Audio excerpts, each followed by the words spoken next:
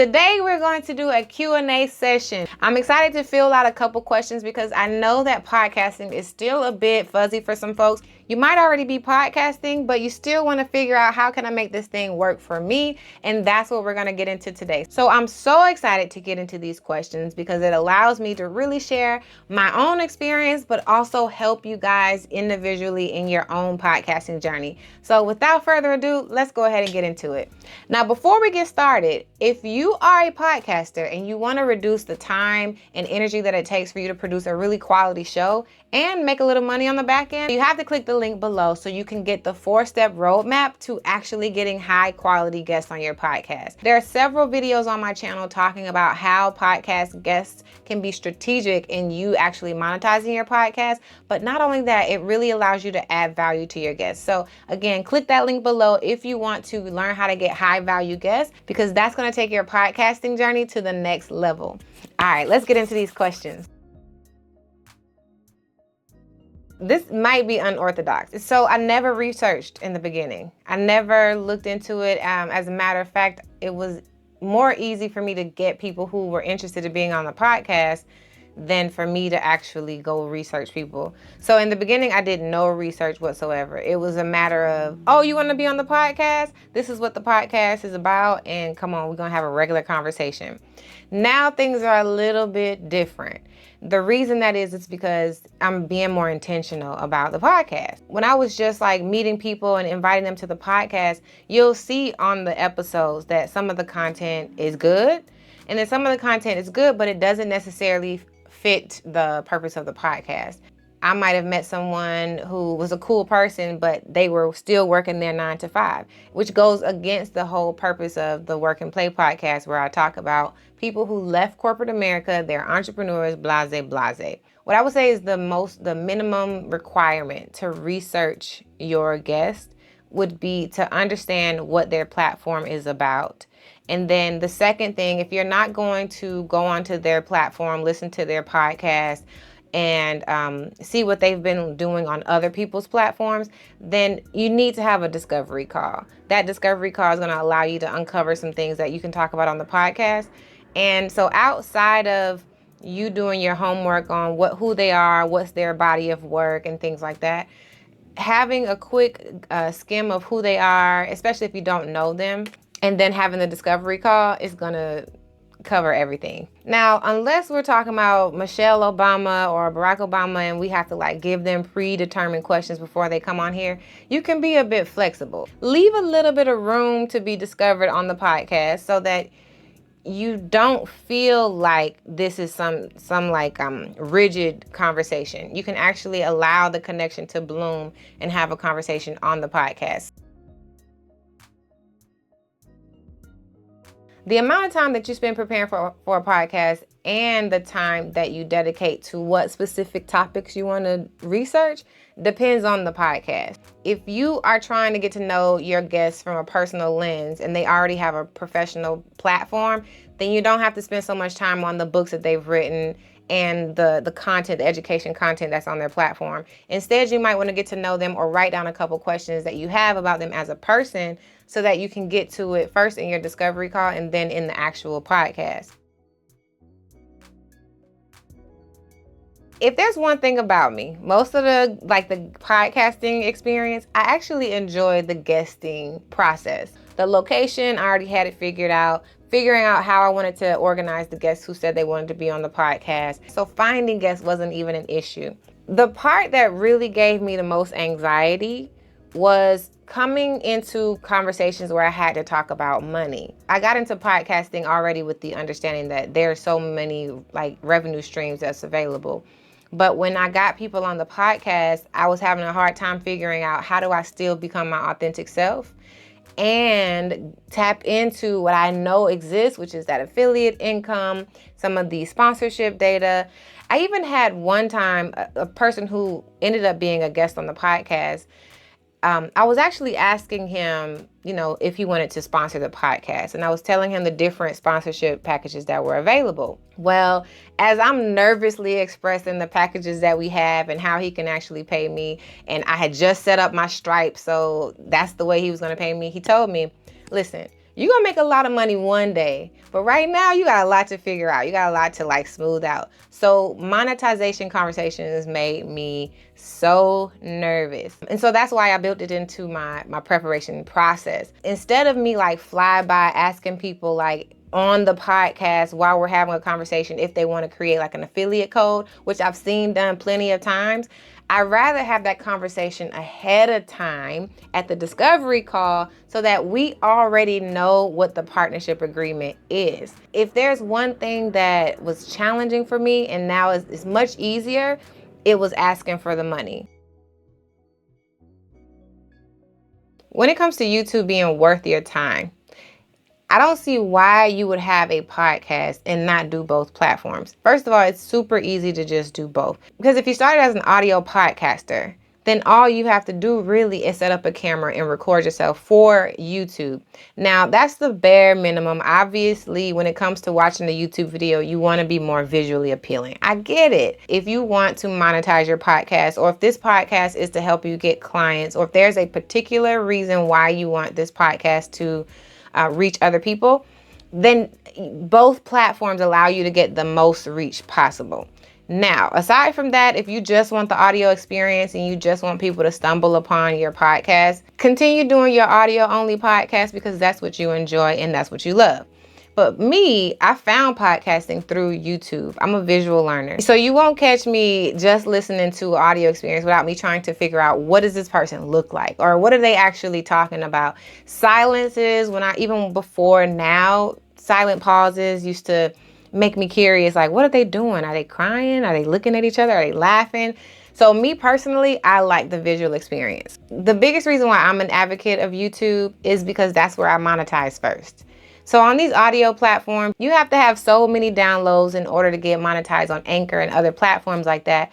But when you're on YouTube, it's really about you getting out as much content that allows you to get the numbers. And what do I mean by the numbers? If you're getting the amount of views and then the amount of subscribers that you need, you can see a clear path to monetization. Whereas if you're on an audio platform, you don't know when you're going to hit, you don't know how to track some of these analytics, and it just kind of puts you in the dark. So for me and my sanity, YouTube allows me to cash in and it allows me to see my path to monetization. Now, when it comes to audience engagement, podcast listeners are trained to comment wherever they're listening. So I just went to the Black Effect Podcast Festival, and there are so many podcast lovers who just like to sit down and listen to the conversation.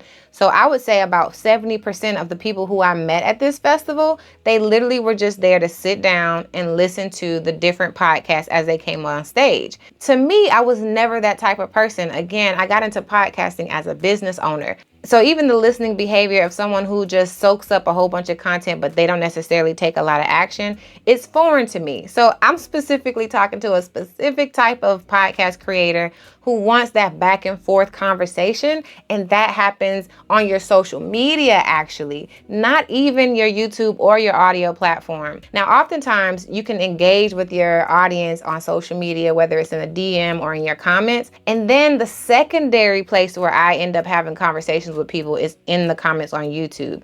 But even in 2025, that hasn't like taken off by any means. So the place where you will get to know your audience is on your social media profiles, whether that's Instagram or LinkedIn or TikTok. That's where the conversation starts. So I don't want you to even think that having an audio only or a YouTube only podcast affects listener engagement so much as you being able to just get reviews or you being able to just get random comments. You're going to build a relationship on social media. If you're already going to record your audio podcast, set up a camera and you don't even have to transpose the audio into a visual presentation.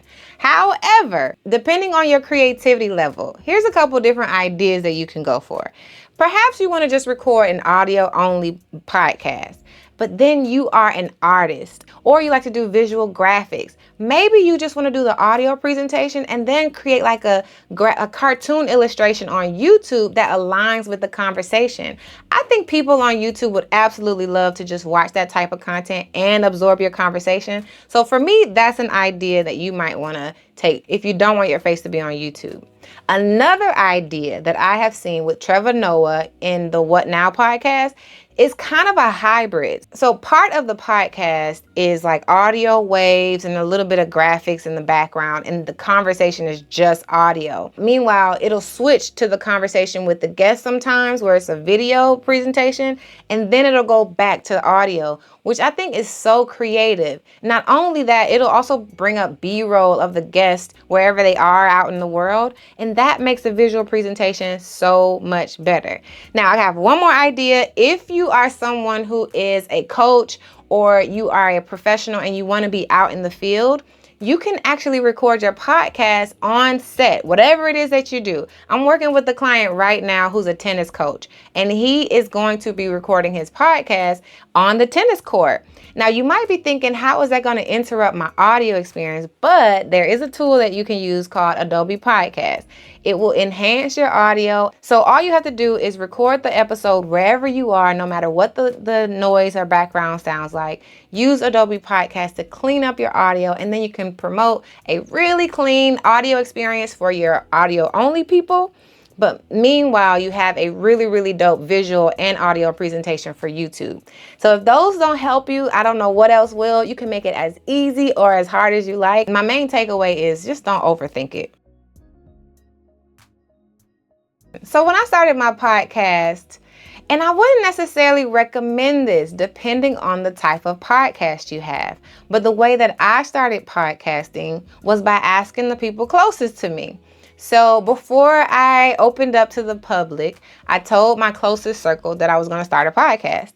I drafted out a whole email, and remember, I told you I already had my Airtable worksheet pulled out. So all I needed to do is draft one simple email of why I wanted them to be on the podcast, what the goal of the podcast is, and then I dropped a link for them to actually book a call. It was so simple. And from that one email, I booked probably my first 20 episodes. Every person in my circle was not a fit for my podcast. And I now know that in hindsight. So was it easy for me to get a whole bunch of guests on my podcast in the beginning? Yes, it helped for momentum.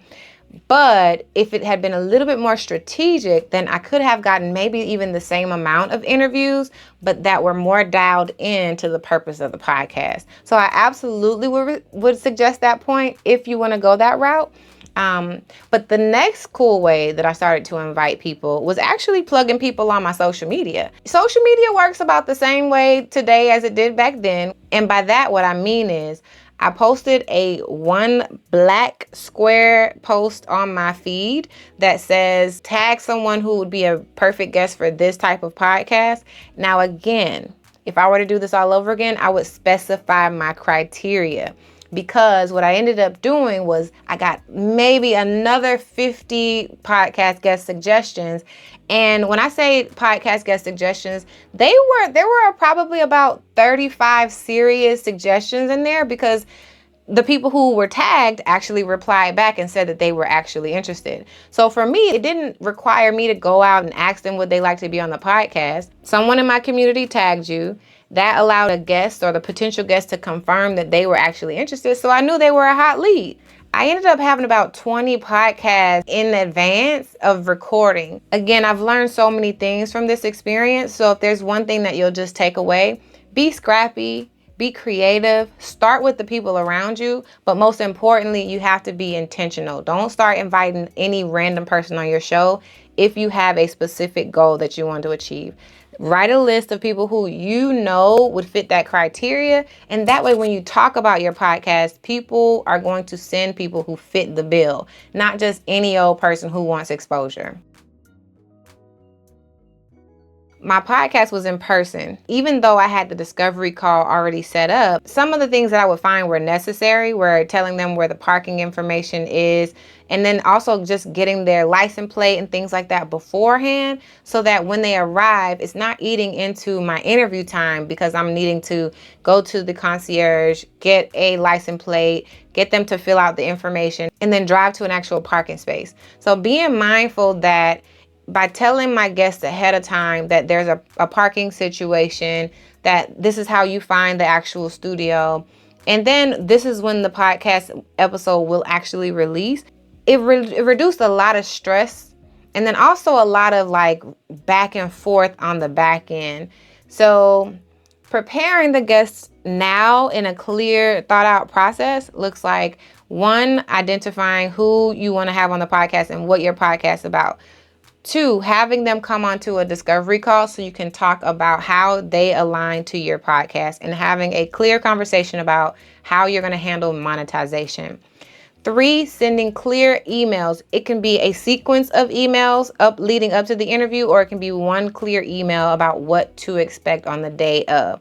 Should they have a specific type of clothes on? Should they bring anything with them?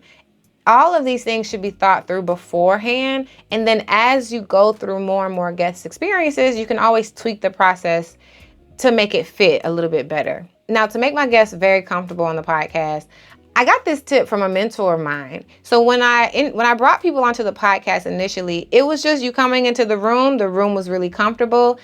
But my mentor was like, you need to think about what they actually care about when they come into this room. So there were no mirrors in the room.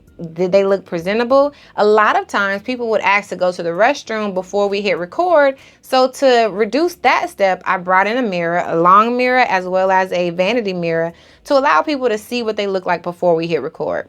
Having water and mints, these were small tokens of appreciation, but also they were there to make the guests feel comfortable. If they ended up having something in their throat, again, they didn't have to stop the recording and then go to the bathroom to relieve themselves. Now, like I said before, unless this is Michelle Obama or Beyonce, I don't recommend sending predetermined questions to your guests. I would suggest you allow your pre-call to fill in the gaps in terms of what you need to talk about on the podcast. And then always stick to your key points about what the podcast is about. With those two things, I think your guests will have enough information to prepare for the conversation without needing to do their own homework to read a set of questions that you may or may not get to on the podcast. Not only that, how many people have time to be reading an extra document for a podcast that you asked them to be on? Don't give your guests homework. Have the discovery call. Make sure you can get the information from the conversations that you have, and make sure you can pull the goods out in post-production when you have an interview. So if you want to go into the full details on how to think about your onboarding process strategically, I have a video on the page that you can reference right here that literally goes step by step into how to plan your onboarding process. But what I will say for the purposes of this conversation is when you onboard people, you have to think about how the guest fits into your system naturally. So they don't even have to know that you ask the exact same questions to other guests every single discovery call. So the major things that you need to focus on is gathering the information and materials that will allow you to promote the episode on the front end, as well as, again, those monetization conversations. As long as you're focusing on the key pieces of your onboarding process every single time, you can strategically have a really, really interesting conversation that flows on the back end without so much thinking going into it. So the best thing that I would suggest is have a system, go through that process over and over and over again, and do not wing it. Again, watch the video. I'm either going to link it below in the description or put the link up here, or both. And you can watch the whole video on how to onboard your guests step by step. If you're inviting people to your podcast and you don't have a way to follow up and get them on your podcast, you're going to waste so much time on the front end. So most times when people get emails, they might get it in an inconvenient moment. They receive it when it's not inconvenient for them to respond to you. So 9 times out of 10, they'll open your email and then tell themselves they'll come back to your email, and then they never will. You don't want to leave your podcast up to chance, especially if you are in a crunch on getting people to respond to your interview invites. So what you need to do is, first of all, following up on those invites is of the utmost importance. Now, if you want to do that manually, more power to you. But I would suggest you go ahead and set out your initial invitation, and then schedule 2 or 3 reminder emails to ask them if they saw your email, because they might actually have seen it and told themselves they want to book, and then they totally forgot. Now, here's a quick tip. If you're using automation, you can actually remind them about 3 times if they haven't even opened the email. But if they didn't open the email and then eventually they open the email after like your next reminder, you can then set up another sequence to remind them, hey, you clicked the email. Are you still interested in being on the podcast? Now, this allows you to not have to chase after guests anymore. Your system is literally doing all the work. So as soon as you get a yes, they'll be on your podcast. All you need to do is send the invitation and then let your system do the rest. Now, if you're trying to figure out what to say in these emails, I will provide the exact templates that you can use for your podcast workflow down in the description below. All you need to do is personalize the first section, which is why you invited them specifically onto the podcast, and then you can let the template do the work for you. So other than that, plan out your invitation process ahead of time. Let your system handle follow-up, or at least have your follow-up emails already drafted out, and that way you don't leave your interviews up to chance. Now, if you're wondering how often you should remind your guests, I would personally email them my first invite. And after 24 hours, I would remind them to book again if they haven't already opened the email. Now, if they have opened the email, but they still haven't booked, I would wait another 5 days to invite them again onto the podcast, because they may have clicked the email, opened it up, saw your form and said, I'll get back to it. So the first invitation goes out, and then 24 hours, I would remind them. And then 5 days later, I would remind them. After that, I would send maybe 2 more reminders spaced out 5 days apart. And then if they don't reply back, you send 1 more email that says, thank you so much. If you ever interested again, come back and see me again. That way you can keep the conversation open, but know that you will not be chasing after the guest anymore. So hopefully this Q&A was helpful for you. It was a long time since I've thought about some of these things, but if I could go back and start my podcast journey all over again, some of these things actually really would change the game for me. So I really hope some of this stuff adds value for you on your journey. And then most of all, before I get into this last step, if you're podcasting and you want to save time and you feel yourself being extremely stressed and frustrated with the process, then we need to have a conversation. So you need to hit me up on Instagram, @ArielYoung_, so that you and I can have a strategic conversation about how to be intentional with your podcast and how to save you time and energy so you do not burn out. So please reach out to me. I don't want you to be spinning your wheels on your podcast. There's so much, not just money to be made, but impact that can be made if you literally just attack it from an intentional standpoint. So let's go ahead and get into the last part, which is my tips on how you can balance the process with having a really dope, just free-flowing conversation. Now, me personally, I like to pride myself on the conversations that I've had, mainly because people feel that in order to monetize your podcast, you have to be salesy.